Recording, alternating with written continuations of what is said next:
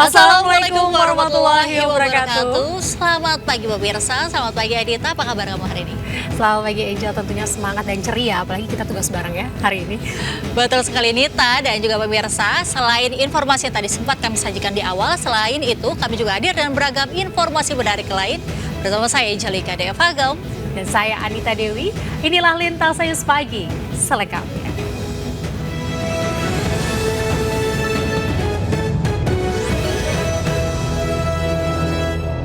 Mobil Dinas Perhubungan DKI Jakarta membuang sampah sembarangan saat melintas di tengah kepadatan kendaraan di kawasan Puncak, Bogor, Jawa Barat. Ujung peristiwa yang viral ini, pelaku Kepala Satuan Pelaksana Sudinhub Kecamatan Jatinegara dinonaktifkan. Mobil berplat merah dengan nomor polisi B1460PQT ini terekam kamera saat melintas di tengah kepadatan kendaraan di kawasan Puncak Bogor, Jawa Barat. Mobil dengan tulisan Dishub di bagian bawah plat nomor ini terlihat salah satu penumpangnya membuang sampah sembarangan dari dalam mobil. Sampah-sampah tersebut dilempar ke tepi jalan dari kaca penumpang sebelah kiri. Kepala Dinas Perhubungan DKI Jakarta membenarkan jika itu mobil operasional milik Dinas Perhubungan DKI. Mobil tersebut ditumpangi oleh Kasatpel Kecamatan Jatinegara, Jakarta Timur, Agus Tang. Pelaku juga diberi sanksi tegas berupa penonaktifan sementara dari jabatannya. Jadi dari hasil pemeriksaan itu dalam rangka menjenguk teman yang sakit. Artinya bukan dalam rangka tugas, oleh sebab itu sanksinya yang bersangkutan kita nonaktifkan. Status kepegawaiannya apa ya? Pegawai negeri sipil selaku Kepala Satuan Pelayanan Kecamatan Jatinegara, Suku Dinas Perhubungan Jakarta Timur. Dari hasil pemeriksaan, mobil tersebut tidak digunakan untuk bertugas, melainkan untuk menjenguk temannya yang sakit. Dishub Pemprov DKI juga meminta maaf atas perilaku buruk anggotanya. Dari Jakarta, Rani Sanjaya, Ayus, melaporkan. Pemirsa, rumah pemenangan Prabowo Gibran di Jalan Imam Bonjol, Menteng, Jakarta Pusat, Senin pagi dibobol kawanan pencuri. Sebuah TV dan sejumlah dokumen penting digondol maling. Belum diketahui pasti motif pencurian tersebut. Apakah karena kriminal murni atau merupakan bentuk teror politik?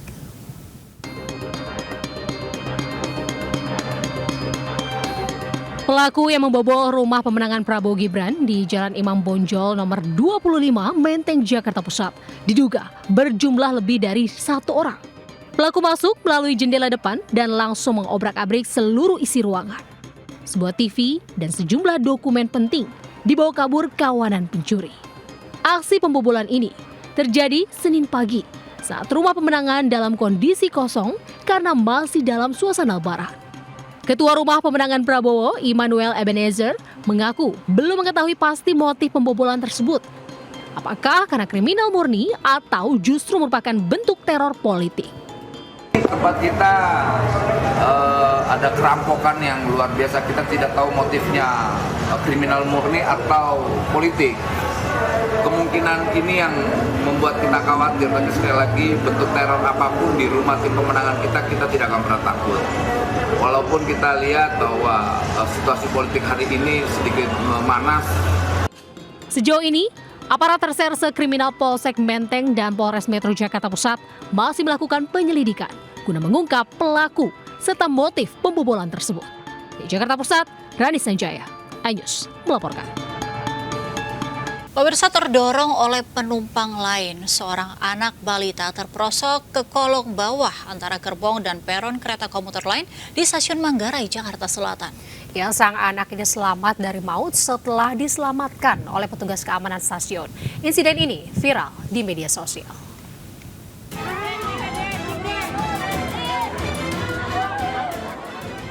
Seorang anak balita terjatuh di bawah kolong antar gerbong kereta komuter lain dan peron di Stasiun Manggarai, Jakarta Selatan.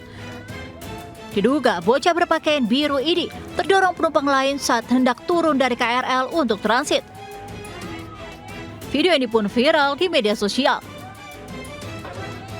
Saat kejadian, korban bersama orang tuanya naik dari stasiun Kampung Bandan tujuan Cikarang. Saat komuter lain berhenti di Stasiun Manggarai, korban terdorong oleh penumpang lain hingga terpisah dari orang tuanya. Diduga terbawa arus penumpang yang hendak naik dan turun KRL di stasiun transit. Korban terperosok hingga masuk ke celah peron di bawah kolong KRL. Petugas pengamanan stasiun langsung mengevakuasi sang bocah sebelum kereta berjalan. Korban mengalami luka di bagian dahi, kemudian dibawa ke pos kesehatan stasiun untuk mendapatkan perawatan. Jadi pada pukul 11 sekitar jam 12 bahwa kondisi peron penuh, anak-anak dan ibu ini mau keluar. Dari luar juga mau ke dalam. Jadi ada seperti kayak terdorong anak ini, jadi jatuh di antara sela-sela peron. Pihak KAI Komuter mengimbau seluruh pengguna KRL dan yang membawa anak untuk mengawasi anak saat berada di dalam kereta atau stasiun, serta mematuhi aturan di stasiun KRL. Dari Jakarta, dan Helmi Sajambati, Ayus melaporkan. Sebanyak 6 bangunan rumah sewa di Kota Tanjung Balai, Sumatera Utara hangus terbakar pada Selasa dini hari. Belum diketahui penyebab pasti kebakaran tersebut, namun kerugian diperkirakan mencapai ratusan juta rupiah. Kobaran api membumbung tinggi, berhembus cepat meludeskan 6 bangunan rumah sewa di Jalan Putri Malu, Kelurahan Semula Jadi, Kota Tanjung Balai, Sumatera Utara, Selasa dini hari. Warga sekitar begitu panik melihat api besar yang cepat merambat, sehingga berusaha memadamkan api dengan alat seadanya, namun tak berhasil. Banyak bahan mudah terbakar dan bangunan yang semi permanen ini ludes nyaris tak tersisa. 6 unit pemadam kebakaran dikerahkan ke lokasi. Namun, sulitnya akses membuat petugas kesulitan memadamkan api. Api dapat dipadamkan 1 jam kemudian. Beruntung, api tak merambat ke bangunan lain di kawasan padat penduduk ini. Objeknya yang terbakar rumah sewa ada 6 pintu. Penyebab api untuk penyebab sampai saat ini masih dalam penyelidikan pihak yang berwajib. Guna mengetahui penyebab kebakaran, sejumlah saksi telah dimintai keterangan polisi. Kerugian diperkirakan mencapai ratusan juta rupiah. Dari Tanjung Balai, Sumatera Utara, Uli Lamri, iNews melaporkan. Pemirsa, hari pertama kerja ratusan ASN berdesakan antusias bersalaman dengan PJ Bupati Jombang, Jawa Timur, Selasa pagi. Berbeda dengan pemerintah pusat, Pemkab Jombang yang mayoritas ASN-nya berasal dari daerah lokal, jarang yang mudik keluar kota sudah mulai masuk bekerja.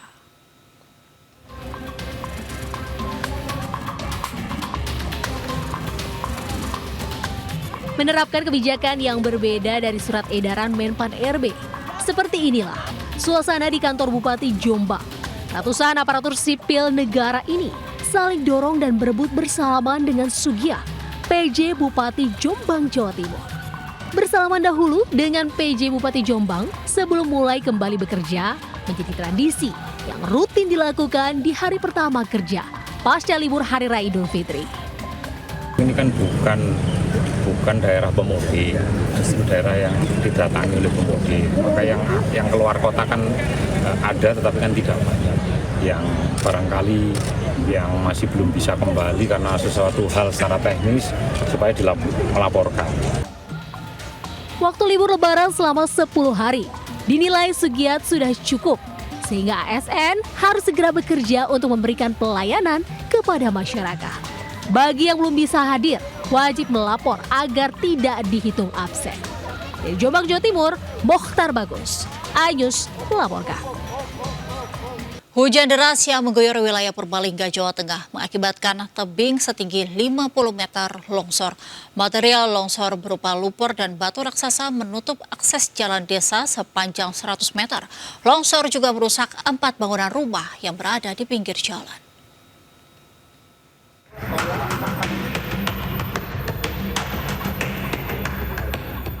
Akses jalan Desa Kaliori, Kecamatan Karanganyar, Purbalingga, Jawa Tengah terputus akibat tebing longsor. Tebing Sikelir setinggi 50 meter, longsor setelah diguyur hujan deras. Tebing longsor membawa material batu raksasa sehingga menutup akses jalan desa. Selain menutup akses jalan desa sepanjang 100 meter, longsor juga menimpa 4 rumah warga dengan tingkat kerusakan ringan hingga berat. Tidak ada korban jiwa maupun luka-luka dalam kejadian ini. Namun, 14 jiwa harus diungsikan karena kondisi rumah membahayakan.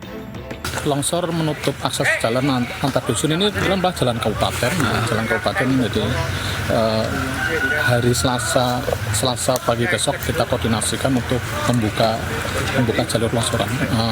Tim relawan gabungan terus berupaya membuka akses longsor. Pihak BPBD Purbalingga, Jawa Tengah berencana mendatangkan alat berat guna menyingkirkan material longsor berupa lumpur dan batu besar. Dari Purbalingga, Jawa Tengah, Catur Edi Purwanto, iNews melaporkan.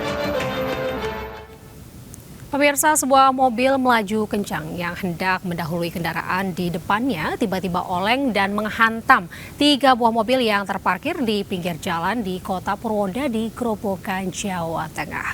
Mobil yang melaju tersebut kemudian terpelanting dan terguling hingga terbalik arah. Sementara pengemudi dan seorang penumpang selamat. Warga Purwodadi berusaha mengeluarkan tubuh Rian Fauzi, pengemudi mobil putih yang terbalik. Tidak butuh waktu lama, pengemudi mobil berhasil diselamatkan. Sementara seorang wanita yang menumpang mobil langsung dilarikan ke rumah sakit karena dalam kondisi syok seusai dievakuasi dari dalam mobil. Kecelakaan terjadi ketika mobil yang dikendarai Rian Fauzi melaju kencang dalam kondisi oleng. Mobil kemudian menghantam 3 unit mobil lain yang tengah terparkir sebelum akhirnya terguling. Kecelakaan terjadi diduga akibat pengemudi mengantuk.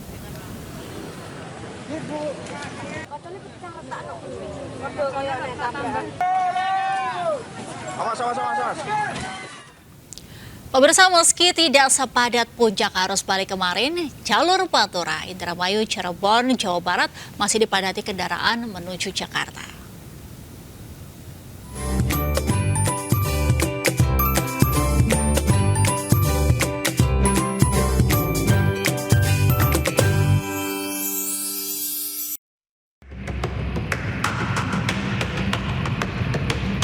Kepadatan yang terjadi di jalur utama Pantura Bypass Pemuda, Kota Cirebon, Jawa Barat. Kemacetan panjang terjadi lantaran padatnya kendaraan. Kepadatan didominasi kendaraan roda 2 yang menuju kota Jakarta. Untuk mengurai kepadatan, petugas kepolisian melakukan skenario pengaturan manual di lampu merah dengan mengutamakan pemudik yang akan kembali ke Jakarta. Dari data Dinas Perhubungan Kota Cirebon, Jawa Barat, tercatat 87.000 kendaraan pemudik yang didominasi kendaraan roda 2 menuju arah Jakarta. Rata-rata per jam, kendaraan yang melintas mencapai 4.596 kendaraan. Karena jam berapa gitu berangkat? Kita start jam 3 sore. Sekarang hampir jam 9 ya baru sampai ke Kota Cirebon. Lumayan panjang macetnya. Ada istirahat aja. Oh, ada istirahat ya. Tapi lumayan lama nggak Pak macetnya tadi? Nggak terlalu. Para pemudik diminta hati-hati saat kembali ke rumah. Untuk pemudik dengan sepeda motor, diimbau tidak membawa barang melebihi kapasitas. Di Cirebon, Jawa Barat, Miftahudin, iNews melaporkan. Pemirsa, pergerakan arus balik di kilometer 414 gerbang tol Kali Kangkung terpantau normal seiring dengan diberhentikannya sistem one way atau satu arah Selasa pagi. Ya, jumlah kendaraan arus balik pun terlihat sudah menurun dengan kendaraan yang melintas rata-rata di bawah 2.000 kendaraan per jam.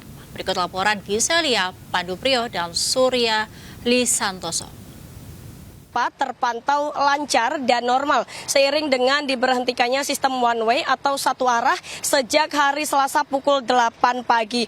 Berdasarkan data dari pihak kepolisian, hari Selasa sudah ada lebih dari 30.000 kendaraan yang melintas baik dari arah Jawa menuju Jakarta. Sementara dari arah Jakarta menuju Jawa ini ada lebih dari 8.000 kendaraan. Angka arus balik ini terlihat mulai menurun sejak hari Senin malam, yakni dengan rata-rata kendaraan yang melintas di bawah 2.000 kendaraan per jam. Kami memantau ini ada sekitar 8 gardu tol utama yang dibuka dari arah Jawa menuju Jakarta. Sementara dari arah Jakarta menuju Jawa ada 2 gardu tol utama yang dibuka. Pemirsa, jika kami melihat kendaraan yang melintas ini didominasi oleh kendaraan pribadi, ada juga sejumlah bus penumpang dan ada truk yang bermuatan logistik atau BBM yang melintas dari arah Jakarta menuju Jawa ataupun dari arah sebaliknya. Dan pemirsa, meskipun puncak arus balik di tol Kalikangkung ini sudah terjadi sejak pada Minggu malam kemarin dengan lebih dari 78.000 kendaraan yang melintas, pemerintah tetap melakukan sejumlah upaya untuk memecah lalu lintas, untuk memecah kepadatan lalu lintas saat arus balik. Salah satunya yakni dengan melakukan WFH pada 16 April dan 17 April 2024 untuk para ASN. Selain itu ada juga potongan tarif tol sebesar 20% yang diberlakukan pada 17 hingga 19 April 2024. Dari Semarang, Jawa Tengah, Giselia Nurrahma, Suryali Santoso, Pandu Priyo, iNews melaporkan. Pemirsa, pasca puncak arus balik Lebaran 2024, stasiun Pasar Senen masih kedatangan para pemudik yang baru kembali dari kampung halamannya dari Jawa Timur, Jawa Tengah, Yogyakarta, dan Jawa Barat. Per hari ini ada lebih dari 47.000 penumpang yang tiba di stasiun Pasar Senen dan Gambir. Pemirsa, meski telah melewati puncak arus balik Lebaran 2024, di stasiun Pasar Senen hingga malam ini masih terpantau ramai karena berdasarkan informasi yang kami terima, pada hari ini akan ada lebih dari 47.000 penumpang yang akan tiba di daerah operasi 1 PT KAI dan sebanyak 18.000 orang yang akan tiba di stasiun Pasar Senen. Hal ini diperkirakan karena memang untuk tiket ini sudah terjual 100%, sehingga untuk jumlah penumpang yang akan tiba di daerah operasi 1 ini tidak ada kenaikan ataupun penurunan dari tanggal puncak arus balik Lebaran, yaitu tanggal 14 dan juga 15 April 2024. Meski demikian, angka jumlah penumpang yang akan melakukan perjalanan dari daerah operasi 1 ini juga masih terhitung tinggi, namun memang ada penurunan jika dibandingkan dengan hari kemarin. Terhitung sejak hari ini yang akan melakukan perjalanan dari daerah operasi 1 ada sebanyak lebih dari 26.000 penumpang, dan yang akan berangkat dari stasiun Pasar Senen ini lebih dari 18.000 penumpang dengan perjalanan 38 kereta. Dan dari PT KAI ini terus menghimbau untuk para penumpang yang melakukan perjalanan melalui kereta api untuk senantiasa lebih berhati-hati terhadap barang bawaannya agar tidak terjadi hal-hal yang tidak diinginkan dan tidak ada barang yang tertinggal baik di dalam rangkaian kereta ataupun di area ruang tunggu. Dan demi mengantisipasi keramaian selama arus balik Lebaran 2024, PT KAI ini masih menyiapkan sejumlah posko, baik posko keamanan ataupun posko kesehatan guna untuk memperlancar selama angkutan Lebaran. Dari Jakarta, Wenda Nura, Ade Supriyatna, iNews melaporkan. Situasi di gerbang tol Cikampek Utama Selasa malam masih mengalami lonjakan arus kendaraan pemudik balik kembali ke Jakarta. Dari catatan petugas, puncak arus balik 2024 terjadi pada hari Senin 15 April 2024. Lalu lintas kendaraan yang melewati gerbang tol Cikatama masih terlihat ramai dan lancar. Arus balik kendaraan masih cukup tinggi sehingga menyebabkan penumpukan di gerbang tol Cikampek Utama yang mencapai 1 km lebih ke belakang. Namun kepadatan tersebut cepat terurai dikarenakan hanya mengantre pada saat proses pembayaran tol berlangsung saja. Kepolisian dan Jasa Marga resmi menonaktifkan sistem one way dari gerbang tol Kalikangkung hingga tol Cipali pada Selasa pagi pukul 08.00 dan disusul penonaktifan sistem kontraflow pada pukul 12.00 waktu Indonesia Barat yang mana sebelumnya ditargetkan akan diberlakukan hingga pukul 24.00 Selasa malam. Upaya ini dilakukan lantaran kondisi lalu lintas yang dinilai sudah normal atau kondusif. Sehingga untuk kondisi saat ini, kondisi 2 jalur kembali beroperasi seperti sedia kala.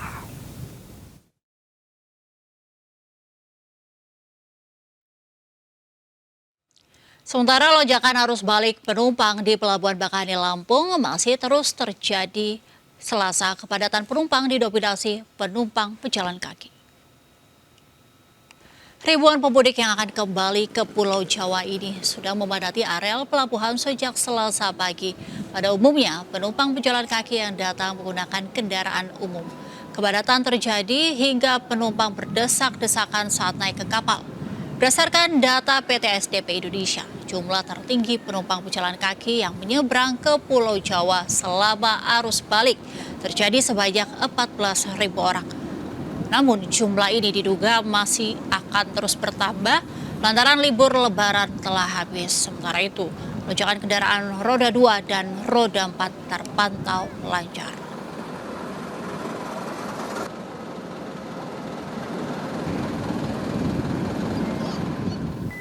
Di puncak arus balik Lebaran, calon penumpang kapal cepat memadati pelabuhan Nusantara. Sementara para penumpang yang tidak kebagian tiket terpaksa menggunakan kapal kecil sebagai transportasi alternatif.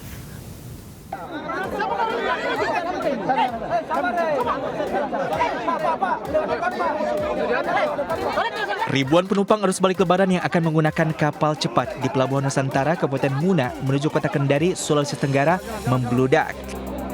Penumpang yang telah memiliki tiket memaksa masuk lewat samping pagar karena pintu masuk menuju kapal ditutup. Mereka saling berdesakan untuk bisa naik ke atas kapal. Tak hanya itu, para calon penumpang pun harus berebut di loket untuk mendapatkan tiket. Mereka mengeluhkan buruknya sistem antrian untuk kendaraan maupun penumpang. Ya kalau bisa ini tolong dikontrol lah Pak. Ini kan ada antriannya semua ini. Mesti mengantri di belakang ini motor-motor ini. Hal serupa juga terjadi di Pelabuhan Feri Tampo. Karena kehabisan tiket, penumpang memilih jalur alternatif menggunakan perahu mesin dari Tampo menuju Lainea, Konawe Selatan. Sementara untuk memberantas calon tiket, KSOP telah menyiapkan 2 pintu untuk penyaringan penumpang, hingga dipastikan seluruh penumpang menggunakan tiket resmi. Dari Kabupaten Muna, Sulawesi Tenggara, Febriono Tameng, iNews melaporkan. Pemirsa, sebuah pickup bermuatan puluhan emak-emak terguling di Jalan Raya Telaga, Kecamatan Pegantenan, Pamekasan pada Rabu petang. Tidak ada korban jiwa, namun puluhan emak-emak tersebut harus dilarikan ke rumah sakit untuk mendapatkan perawatan.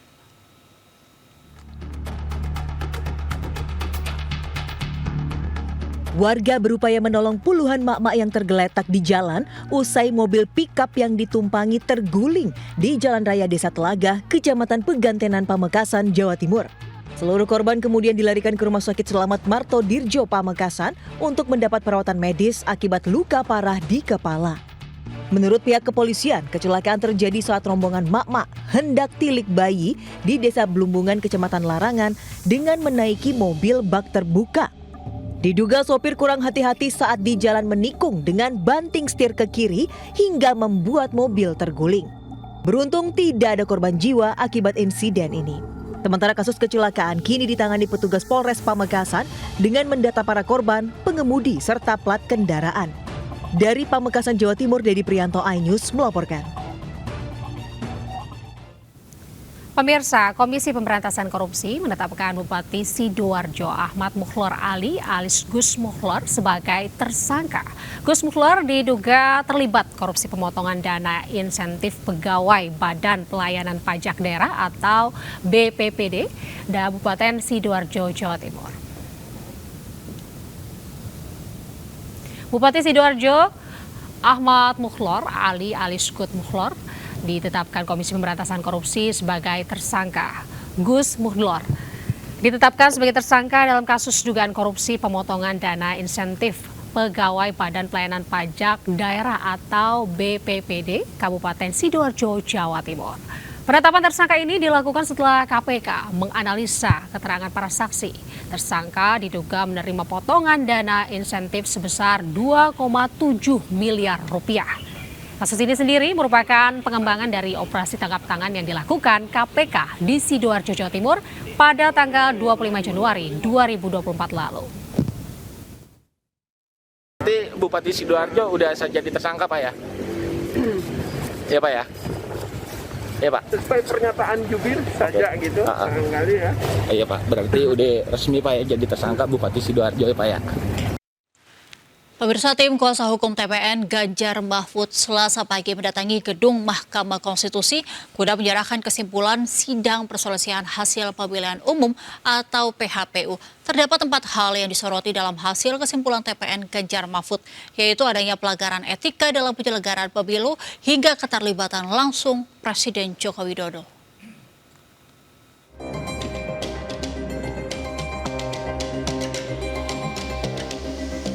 Tim hukum TPN secara resmi menyerahkan hasil kesimpulan dari sidang perselisihan hasil pemilihan umum atau PHPU kepada Mahkamah Konstitusi Selasa pagi.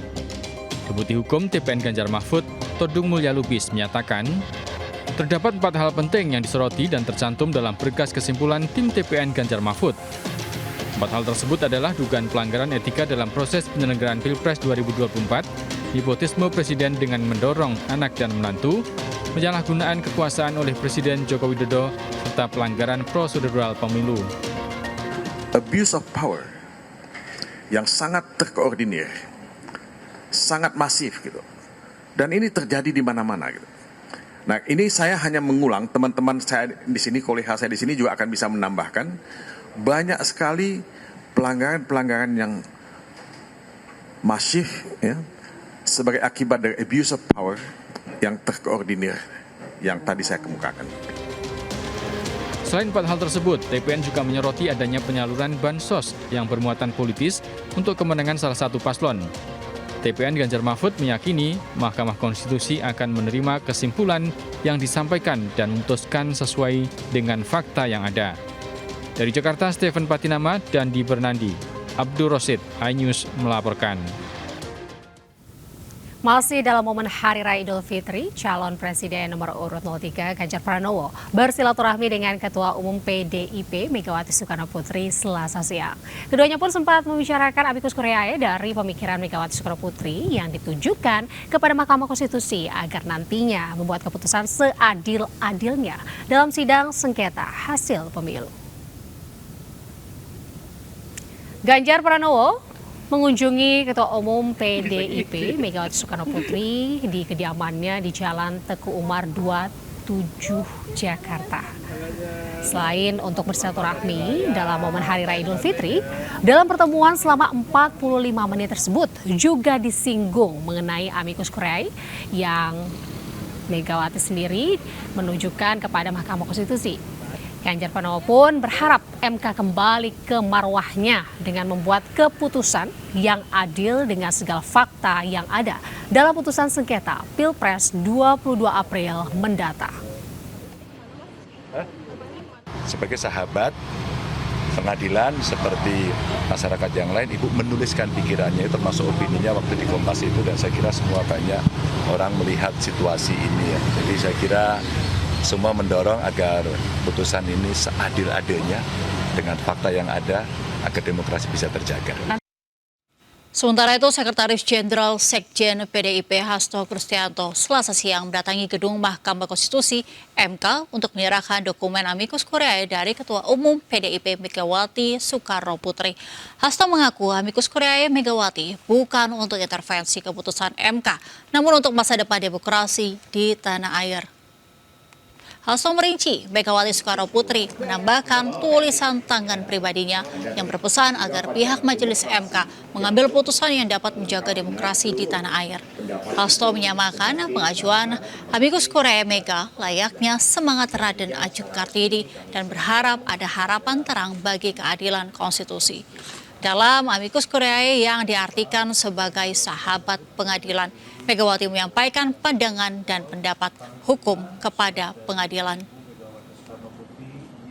Ketika kita menghadapi kegelapan demokrasi akibat abuse of power yang dilakukan oleh Presiden Jokowi, akibat kepentingan nepotisme untuk anak dan keluarganya, maka menciptakan suatu kecurangan masif dan penggunaan sumber daya negara serta alat-alat negara.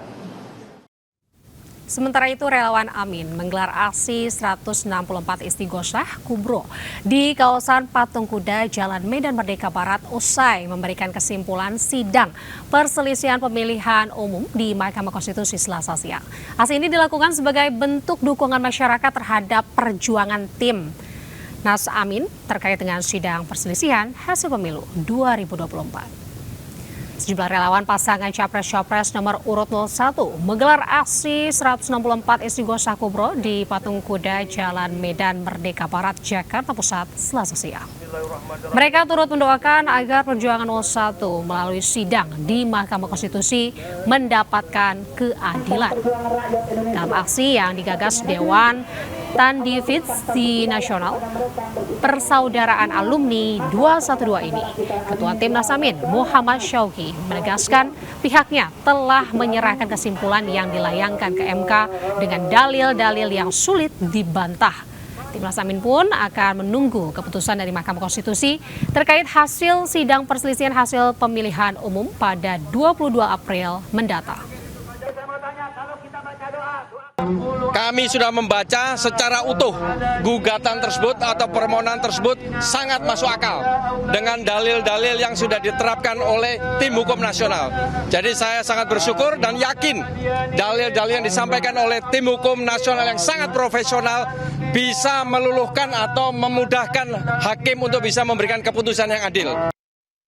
Kita beralih ke informasi lainnya. Anita dan juga pemirsa, ini ada seorang pemuda sukses mendulang bisnis kopi Bogor Robusta setelah 5 tahun mengolah perkebunan kopi di kawasan Sukamakmur, Kabupaten Bogor, Jawa Barat. Ya, benar sekali Angel, dengan modal awal pinjaman KUR BRI, pria ini kini mampu menguasai brand kopi Robusta khas Bogor di Jagat Maya. Sementara jumlah pegawainya kini mencapai lebih dari 20 orang.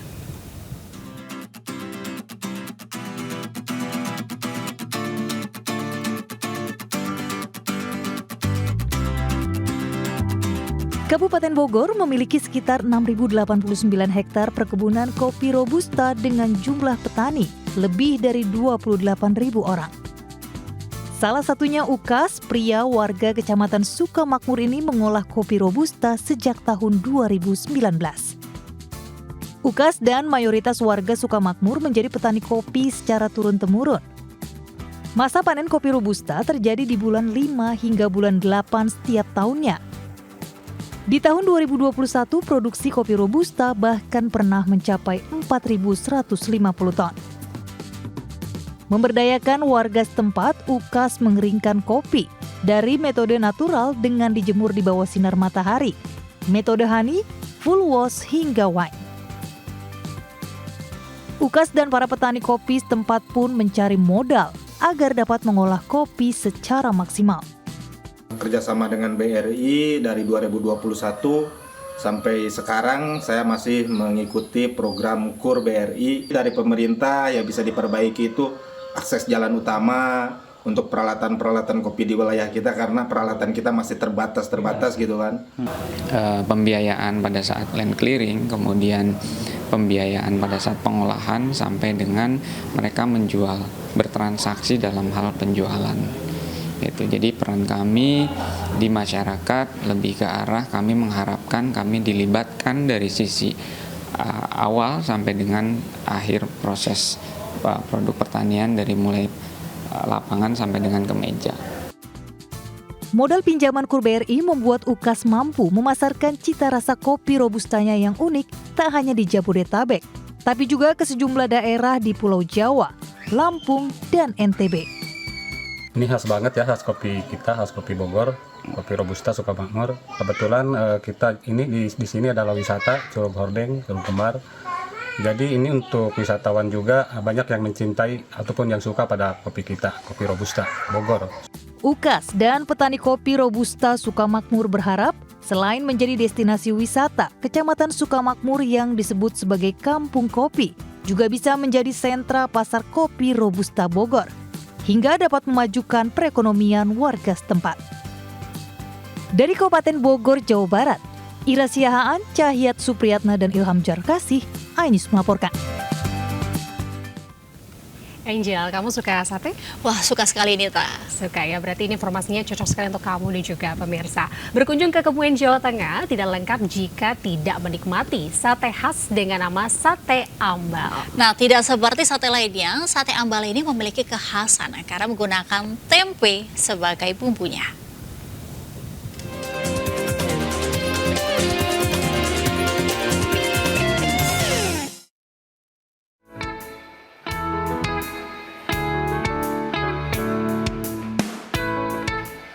Sate ambal, sate khas Kebumen, Jawa Tengah ini memang selalu dicari terutama saat musim mudik.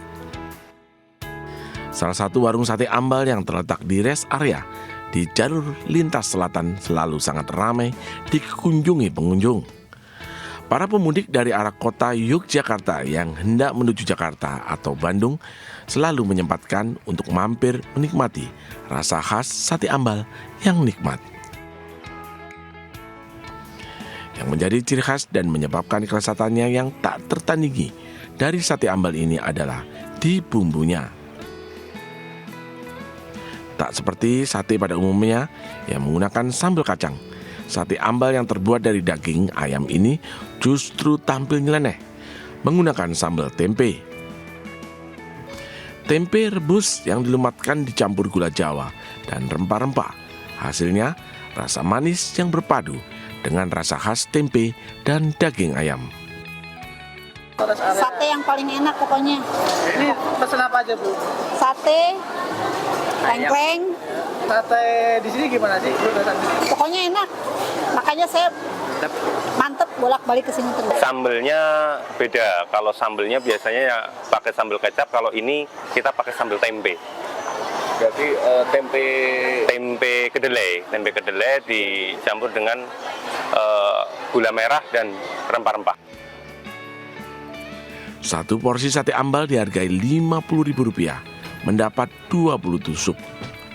Harga yang sepadan untuk kenikmatan rasanya. Dari Kebumen, Jawa Tengah, Joy Hartoyo melaporkan. Pemirsa, banyak cara dilakukan untuk memeriahkan Syawalan selepas Hari Raya Lebaran. Seperti di Magelang, Jawa Tengah, dengan menggelar tradisi Grebek Ketupat sebagai bentuk rasa syukur dan juga rezeki yang melimpah.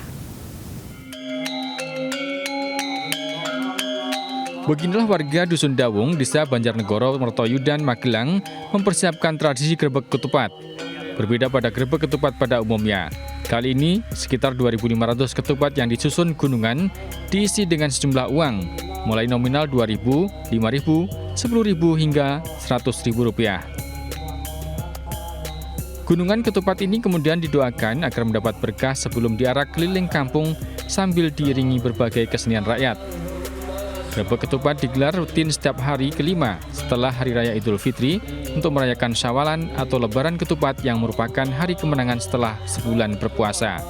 Itu rasa syukur warga masyarakat Dawung telah melaksanakan kegiatan puasa selama 1 bulan penuh. Dan alhamdulillah ini wujud rasa syukur masyarakat Dawung diwujudkan dengan Grebek Ketupat. Itu menandakan syukur kalau di bulan Syawal itu kan rezeki melimpah. Boleh dikatakan rezeki yang wujud rasa syukur itu ya diwujudkan itu dari warga masyarakat peduli. Saatnya yang ditunggu-tunggu tiba. Gunungan ketupat diarak keliling kampung sebelum diperebutkan warga. Warga, baik dewasa maupun anak-anak, antusias dan rela berdesakan hanya untuk mendapatkan ketupat berisi uang ini. Tak hayal, dalam sekejap gunungan ketupat ludes jadi rebutan warga.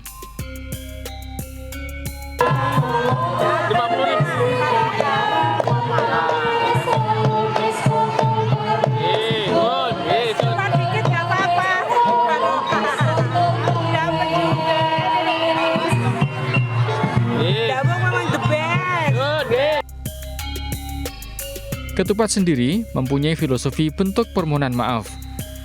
Tradisi Grebek Ketupat ini diharapkan dapat semakin mempererat tali persaudaraan warga, terlebih di bulan yang fitri ini. Dari Magelang, Jawa Tengah, Puji Hartono, iNews melaporkan. Pemirsa, 2 pemudik mengendarai sepeda motor masuk jalan tol di pintu masuk jalan tol Desa Penompo, Kecamatan Jetis, Kabupaten Mojokerto. Ya, 2 pengendara motor ini sempat ditegur oleh pengemudi mobil karena salah masuk jalan. Video 2 pengendara masuk tol viral di media sosial.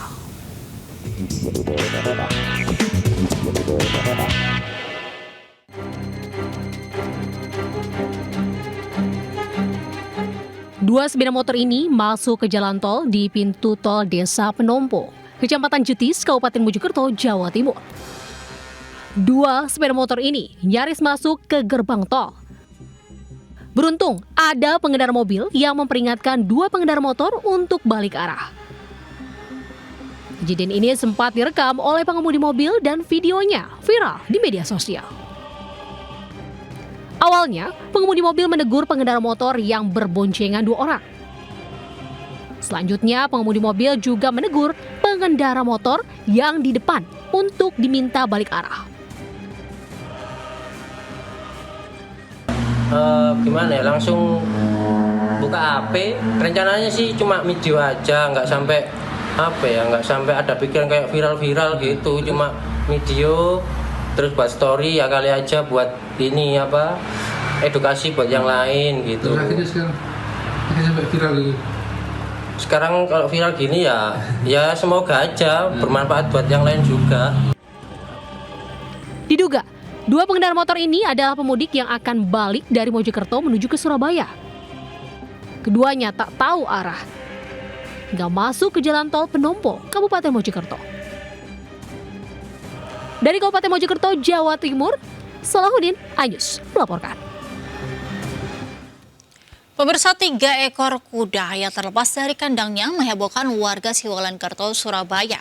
Pasalnya, kuda yang biasa digunakan untuk wisata berkeliling kota berlarian di jalan raya. Beruntung setelah dilakukan pengejaran oleh pemiliknya, dibantu petugas Satpol PP, kuda tersebut berhasil digiring kembali ke kandangnya.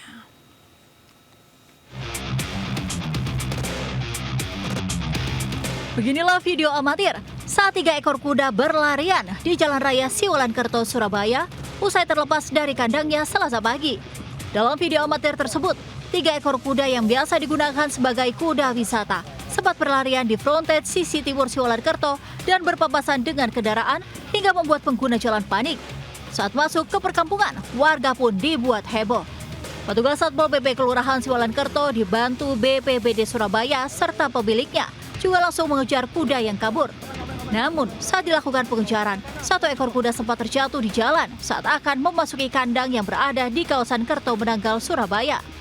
Kuda lepas ini sekitar terjadi kurang lebih jam 8 pagi pada saat kita ada kegiatan halal bihalal di Balai Kota. Kebetulan alhamdulillah teman-teman kita di kelurahan, teman-teman Bantip pusat sigap dalam menangani, artinya tahu ada laporan langsung kita giring kuda itu mulai dari tempat laporan itu sampai masuk lagi ke dalam kandangnya lagi. Beruntung kuda yang kabur dan berlarian di jalanan ini tak menimbulkan korban ataupun kerusakan apapun. 3 ekor kuda yang kabur tersebut merupakan milik Muhammad Saiful, 65 tahun, warga Kecamatan Gedangan, Sidoarjo. Kuda tersebut kabur lantaran tali kuda terlepas dari ikatannya saat berada di kandang. Dari Surabaya, Hari Tambayong, Ayus melaporkan. Ratusan kerbau warga di Kabupaten Oki, Sumatera Selatan mati mendadak. Juga kerbau tewas akibat terjangkit virus. Petani pun panik.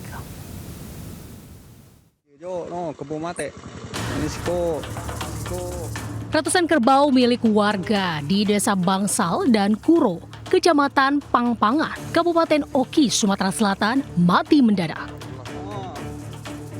Kerbau-kerbau yang mati terlihat bergelimbangan di tanah pertanian warga. Akibatnya, bau busuk menyebar dari kerbau-kerbau itu. Sebelum mati mendadak, kerbau itu mengalami kejang-kejang. Sedikitnya sudah sekitar 431 ekor kerbau di Desa Bangal. Matinya kerbau-kerbau tersebut disebabkan karena terjangkit virus SE atau Septicemia epizootica. Warga juga dilarang mengonsumsi daging kerbau yang mati karena membahayakan.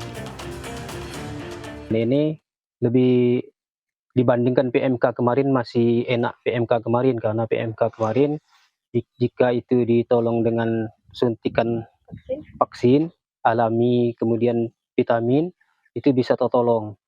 Dan kalau SE ini belum ada yang ditemukan untuk pengobatannya.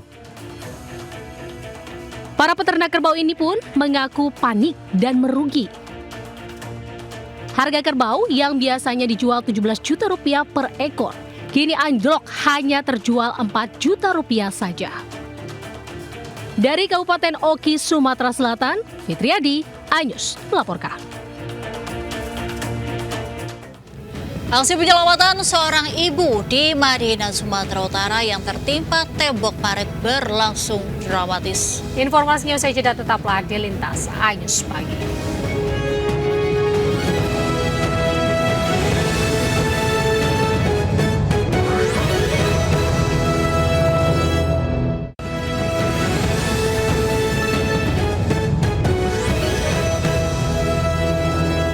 Pemirsa, serangan udara Iran terhadap Israel memicu ketegangan di kawasan Timur Tengah dan dapat berdampak terhadap Indonesia. Presiden Joko Widodo pun berpesan pihak-pihak terkait dapat menahan diri dan menghindari eskalasi. Usai rapat terbatas di Istana Merdeka Selasa siang, Menteri Luar Negeri Retno Marsudi menyatakan pemerintah Indonesia terus memantau perkembangan konflik Iran versus Israel. Komunikasi diplomatik terus dilakukan oleh Indonesia dengan negara-negara yang terlibat. Retno menyebut peperangan Iran-Israel bisa berdampak ke perekonomian negara. Salah satunya harga minyak, nilai tukar dolar, hingga harga kebutuhan pokok lain. Presiden Jokowi pun berpesan untuk terus melakukan upaya diplomatik agar pihak-pihak terkait menahan diri dan dapat menghindari eskalasi. Dan kita terus melakukan upaya diplomatik agar masing-masing pihak menjaga menahan diri, self-restraint, dan kita mencoba untuk bicara dengan sebanyak mungkin pihak untuk menggunakan pengaruhnya agar eskalasi tidak terjadi. Pemirsa, tradisi adu meriam raksasa atau Kuluwung memeriahkan pesta rakyat di Kabupaten Bogor, Jawa Barat. Ya, puluhan meriam raksasa dinyalakan bersahutan sebagai penutup momen libur Lebaran.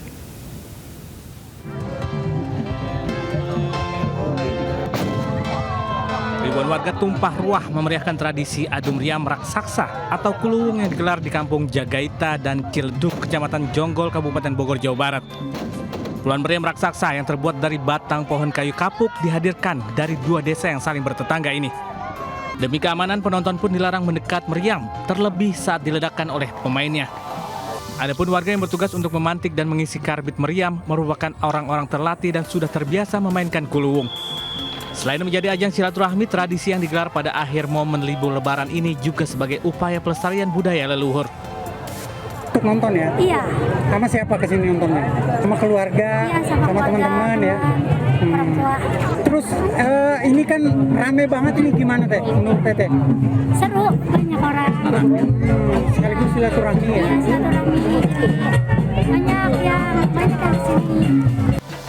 Bukan sebatas hiburan, tradisi adu Kuluwung yang setiap tahun digelar ini menjadi simbol kekompakan dan kerjasama warga kampung yang secara swadaya membuat Kuluwung dan membiayai pesta rakyat ini. Dari Kabupaten Bogor, Jawa Barat, Cahyat Supriyatna, iNews melaporkan. Ya, Angel dan juga pemirsa, ternyata setiap wilayah itu punya ciri khas tersendiri ya, betul. Tradisi yang unik untuk merayakan seperti halnya tadi libur Lebaran ya. Dan seru sekali ya, tapi juga harus berhati-hati ya, karena ada api yang dilempar-lempar begitu. Jadi rakyat juga atau warga yang di sana juga harus berhati-hati, jangan sampai terjadi hal-hal yang tidak diinginkan meskipun dalam suasana atau nuansa yang sukacita gitu. Betul sekali, apalagi untuk para orang tua diimbau untuk tetap berhati-hati terhadap aktivitas anaknya di sana ya. Dan Anita dan juga pemirsa, selain sejumlah informasi yang sudah kami sampaikan, kita akan mengkilas balik sejumlah berita yang sudah kami tayangkan. Ya, berikut adalah rangkuman berita, diantaranya maling nekat bobol rumah kemenangan Prabowo Gibran di Jalan Imam Bonjol, Menteng, Jakarta Pusat. Dan berikut rangkaian peristiwa di sekitar kita.